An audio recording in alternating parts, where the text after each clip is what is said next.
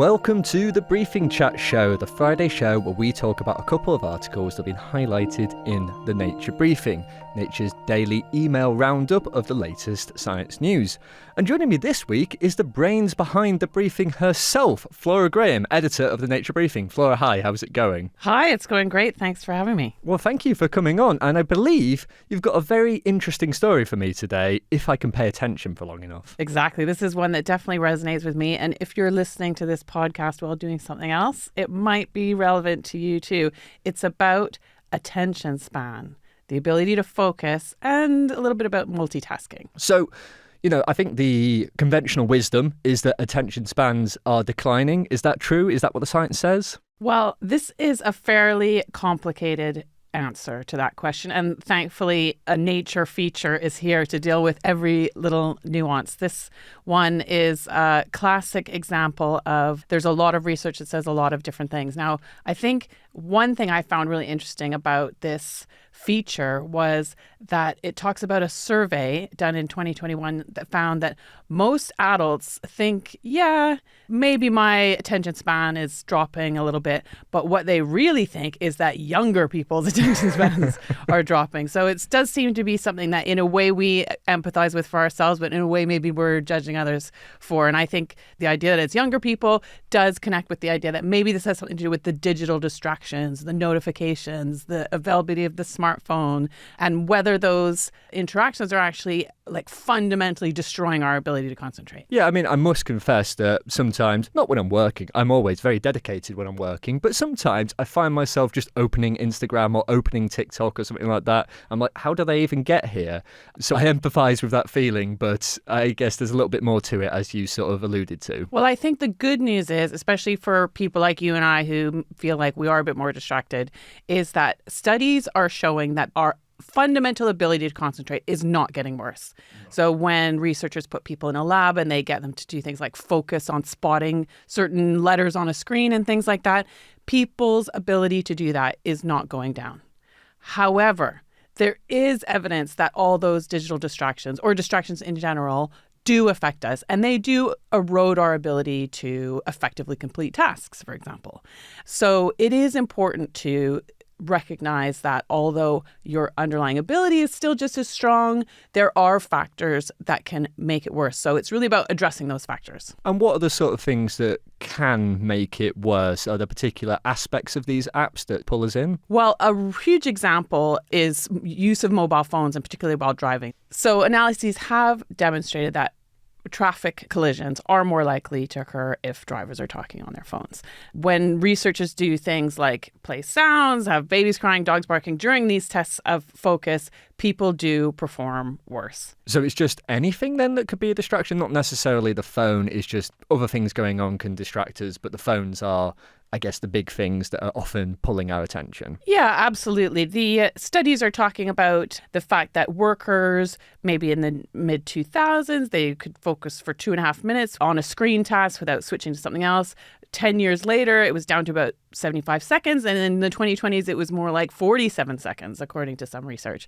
So it does make sense that in our work environments, there are many, many more things popping up on that screen now than there would have been 20, 25 years ago, for sure. Now, the feature in Nature doesn't necessarily recommend specific strategies for reducing those distractions. But of course, there's lots of stuff around there. I'm a big fan of the Pomodoro technique, where you just like focus hard for 20 minutes and then let your brain kind of dissolve into jelly for 5 minutes so that it's not attempting to focus for too long. Because one of the things this feature does highlight is that our ability to focus does drop off, and it comes and goes. And often we recall getting distracted, but we don't necessarily recall periods of focus. So our own understanding of how much we're able to focus is not always accurate.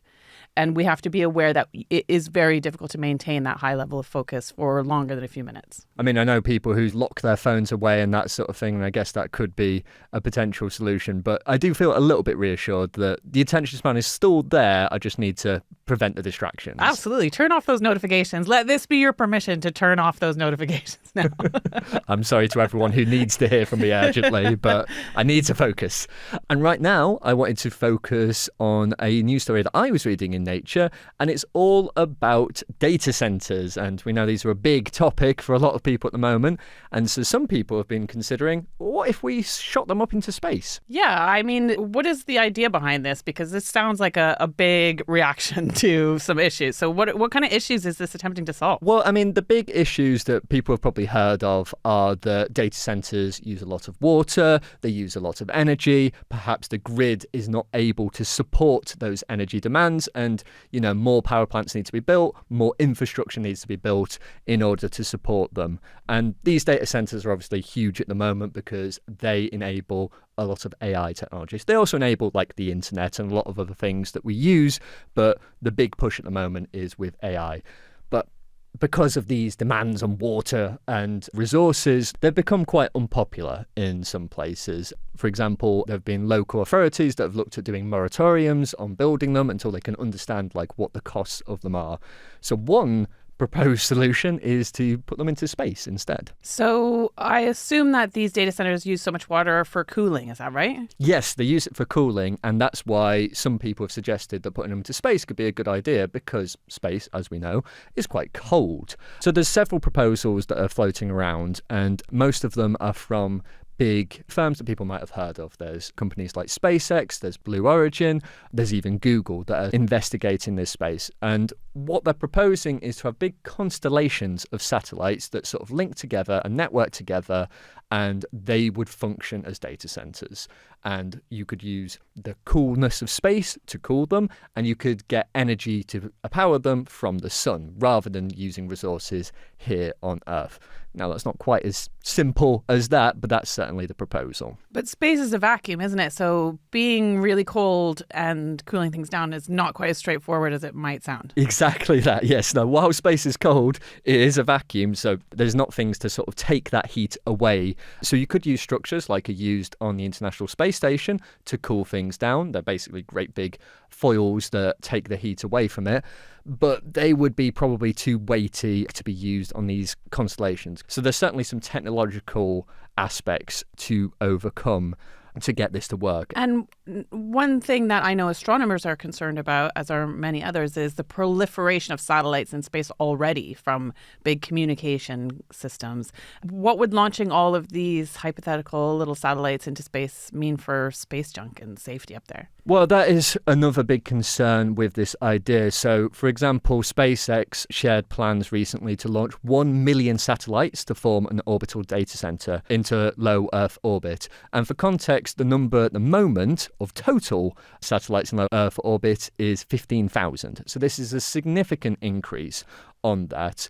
And there are estimates that if these plans were to go through, every image captured by the Very Large Telescope in Chile, which is an important telescope for a lot of science, would lose 10% of its data because its images would just be marred by all of these satellites going past. So you talked about local authorities on the ground and people standing maybe in opposition to large data centers on the ground.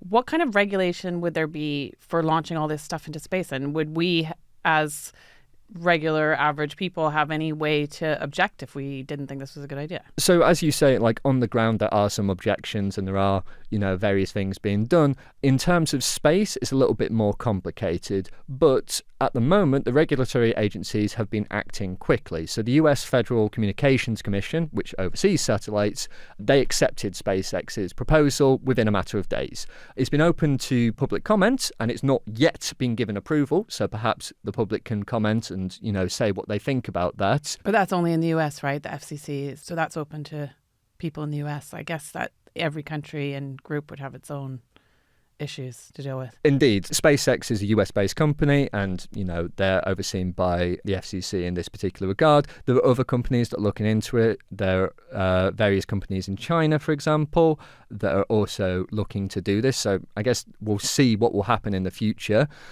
From researchers' perspectives, they're a bit concerned that some of these ideas are a little bit optimistic. As we discussed, some of the technology needs to be sort of ironed out before you could do something like this. And while organizations like SpaceX have suggested that this could happen in a few years, researchers are saying that 5 years would be optimistic, and, realistically, you'd maybe be looking at 10, 15, even 20 years before you could actually get this technology off the ground.